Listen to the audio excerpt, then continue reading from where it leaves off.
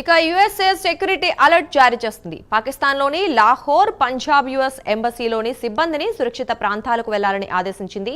Consulate జనరల్కు USA పలు కీలక సూచనలు చేసింది. అమెరికా పౌరులు పాకిస్తాన్ నుంచి వెళ్లిపోవాలని ఆదేశించింది. అమెరికా అలర్ట్తో పాకిస్తాన్లో భయం నెలకొంది.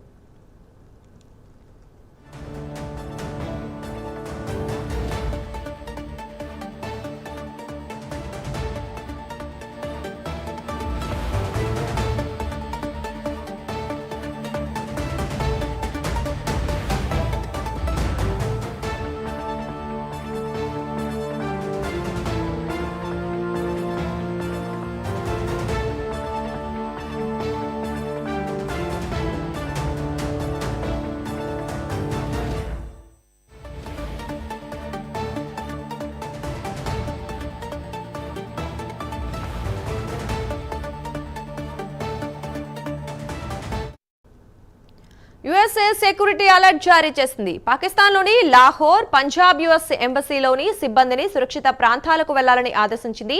కాన్సులేట్ జనరల్కు యుఎస్ఏ పలు కీలక సూచనలు చేసింది. అమెరికా పౌరులు పాకిస్తాన్ నుంచి వెళ్లిపోవాలని ఆదేశించింది.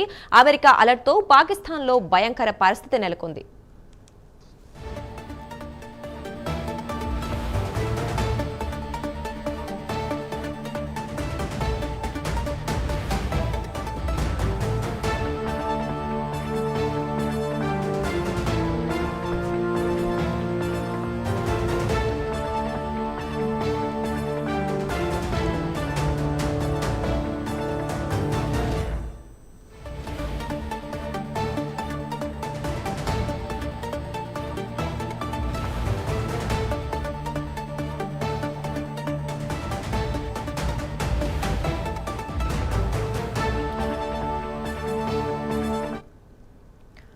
యుఎస్ఏ సెక్యూరిటీ అలర్ట్ జారీ చేసింది. పాకిస్తాన్లోని లాహోర్, పంజాబ్ యుఎస్ ఎంబసీలోని సిబ్బందిని సురక్షిత ప్రాంతాలకు వెళ్లాలని ఆదేశించింది.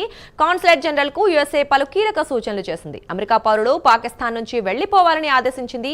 అమెరికా అలర్ట్తో పాకిస్తాన్లో భయంకర పరిస్థితి నెలకొంది. రైట్, ఇదే విషయం గురించి మరింత సమాచారం మా కరెస్పాండెంట్ నాగేంద్ర లైవ్ లో అందిస్తారు.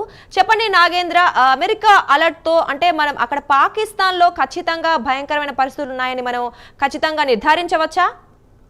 తప్పకుండా, ఎందుకంటే ఒకవైపు భారత్ సింధూర్ పేరుతో వరుసగా ఉగ్రవాదులని అణిచివేసేటటువంటి కార్యక్రమంలో భాగంగా ఇప్పటికే సింధూర్ పేరుతో ఇప్పటికే పాకిస్తాన్లో ఉన్నటువంటి టెర్రరిస్టులకు సంబంధించినటువంటి స్థావరాలపైన వరుసగా దాడులు చేస్తున్నటువంటి పరిస్థితి ఉంది. ప్రస్తుతం మరొకవైపు దానికి ధీటుగా పాకిస్తాన్కు సంబంధించినటువంటి ఆర్మీ బలగాలు కూడా బోర్డర్లో కాల్పులు జరుపుతున్నటువంటి నేపథ్యంలో దీంతో పాటు మరొకవైపు పాకిస్తాన్లో ఉన్నటువంటి ఇస్లామాబాద్ కానీ లాహోర్ లాంటి పలు చోట్ల వరుసగా బాంబు పేలులు జరిగినాయి. దీంతో అమెరికా అలర్ట్ అయిందనే చెప్పాలి. అమెరికా సెక్యూరిటీ విభాగం పాకిస్తాన్లో ఉన్నటువంటి కొన్ని ప్రాంతాలు, ముఖ్యంగా పాకిస్తాన్లో ఉన్నటువంటి కొన్ని ఏరియాలకు సంబంధించి ఇప్పటికే అమెరికా పౌరులకు సంబంధించినటువంటి అంశంలో అలర్ట్ జారీ చేసింది.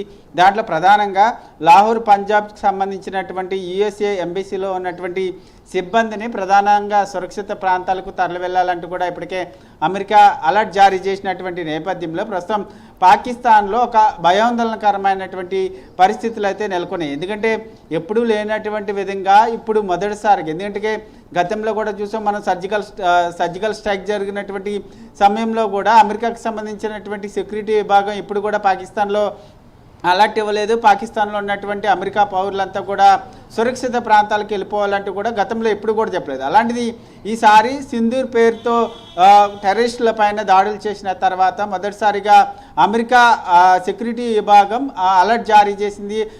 పాకిస్తాన్లో ఉన్నటువంటి పౌరులంతా కూడా సురక్షిత ప్రాంతాలకు వెళ్ళిపోవాలంటూ కూడా అమెరికా అలర్ట్ జారీ చేయడంతో కొంత పాకిస్తాన్కి సంబంధించినటువంటి ప్రజల్లో భయాందోళన అయితే కలుగుతున్నటువంటిది స్పష్టంగా మనకు అర్థమవుతుంది. ఎందుకంటే ఎప్పుడు లేనిది అమెరికా ఇట్లాంటి హెచ్చరికలు జారీ చేయడం ఏంటి అనేటటువంటి సందేహం పాకిస్తాన్ పౌరుల్లో కలుగుతుంది.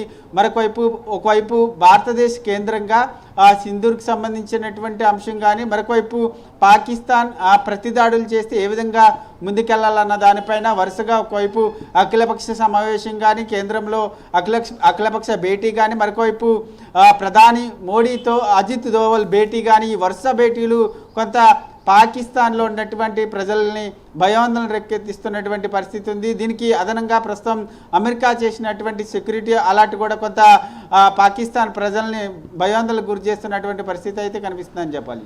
Right, thank you Nagendra.